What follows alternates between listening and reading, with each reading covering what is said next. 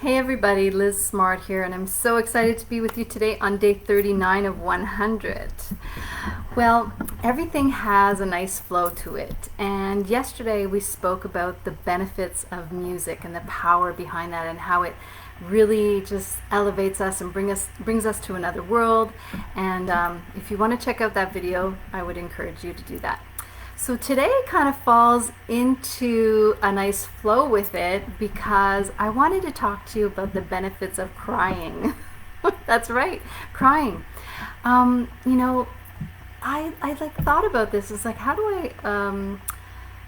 I really speak about this without sounding I just want you to know that it's a very powerful thing to do, and it's not a sign of weakness at all. You know, when I think back, my children, they told me that they only saw their father, Jerry, cry once, and it was when we lost one of our puppies, Scarlett, at that time. And they said that they'd never seen him cry before, and it left such an impact on them. It really affected them, and so they kind of like, when he passed, they didn't really cry that much, to be honest with you. But I, on the other hand, was crying all the time. In the car, anything, a song would go off and I would start crying, and I would just let it go. And I would encourage my children to cry, and of course they cry, but they did it in a way that, and maybe I'm giving away too much information, that I should have actually spoken to them before divulging this information. But they cried on their own, and it wasn't something that they shared that much with. And I've always said that, you know, crying is not something to be ashamed of. It actually has so many benefits, because when you are letting that go, remember, we're trying to do things that are going to release from your body so that it can elevate your vibration. And that's my whole goal here, to come here, is to help you raise your vibration emotionally, physically, spiritually, so that you can live your best life and let go of the things that don't serve you anymore. So crying has such a deep benefit, and one of them is that, well, not just one of them, but I'm going to go through a few things that are beneficial to you, is that it definitely releases toxins from the bodies, but it also releases hormones from the bodies, and those are things that are elevating the stress. So we know that we want to bring down our stress levels. So by letting go, by allowing ourselves to cry, and if you're not in the space where you feel that you can just drop a cry at a moment's notice, like, what I love is that the work that I've done in the last 5-6 years has allowed me to crack my heart wide open and really feel the emotions that I feel. So if I want to cry, I'm going to cry. That it's just really important that, remember, you know, crying, just like any other emotion, you want to feel it, right? But you don't want to stay there. If it's something that is going to bring you down a depression, that doesn't serve you. So it's okay to cry, but be mindful of that, right? Don't be like crying all the time, because that defeats the purpose. And you don't want to go down the abyss of a depression, because that's just not going to be beneficial for you. You're not going to be of service to yourself or anybody around you. So being mindful of that, just to visit those spaces, but not to stay there.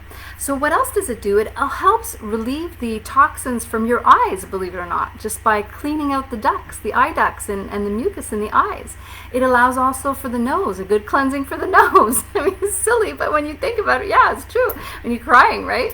What else does it do? Well, it helps you have a better night's sleep, because you are going to be letting go of those hormones and those toxins. Your stress level is going to be having a release, so therefore you're going to be able to sleep better. You're also going to elevate your immune system, because when your stress levels are in order, then your immune is elevated. It's going to allow you to avoid weight gain, because just think of it. You know, when you're holding on to baggage, when you're holding on to emotional baggage, we often, everything that we hold on to the emotional, remember, the emotional is very connected to the physical. So if you don't have stuff healed in your emotional, it's going to immediately show up in the physical. That's why whenever something comes up in the physical body, it's good to like be aware of it and say, okay, what's really going on? What's the emotion behind that physical that's physical manifestation? So by allowing you to release that cry, to cry and release those emotions and those hormones and those toxins, you're not going to hold on to the physical weight. Just think of it as a nice correlation with that, right? What else does it do? Well, it helps you recover from grief. And when we talk about grief, it's not just the loss of a person, but the loss of a job, the loss of an identity, the loss of, a lot of us here are not really sure who we are. Like that question that I asked, one of the most powerful questions to ask, which is, who am I? Right? Well, sometimes with everything on life on pause, like I like to call it, that has come into question. And that's why that question is such a powerful one, to really find out, well, what is it? Who am I? And then re-engaging with who that is. So by allowing yourself to cry and release that that identity that you had associated with, let's say, your job or your anything that took in consideration of your character, right? By releasing that, it's going to allow you to open up to new. And the best thing is that it helps restore the emotional balance.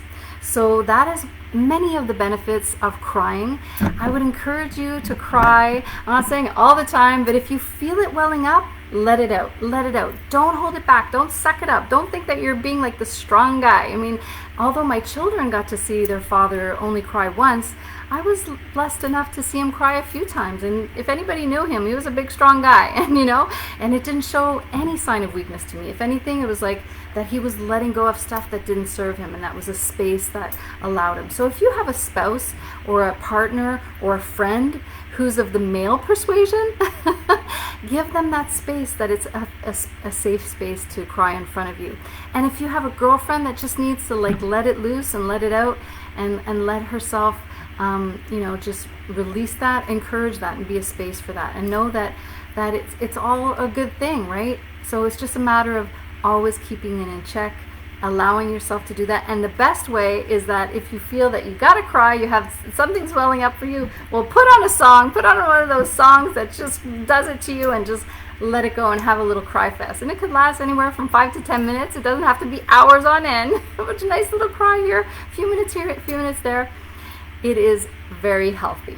So I'm curious to see with you guys, do you ever cry? Do you listen to a song and it just lets you release what no longer serves you, or brings you to a memory that you would rather, that brings up some emotions that just doesn't serve you either, or a memory or something?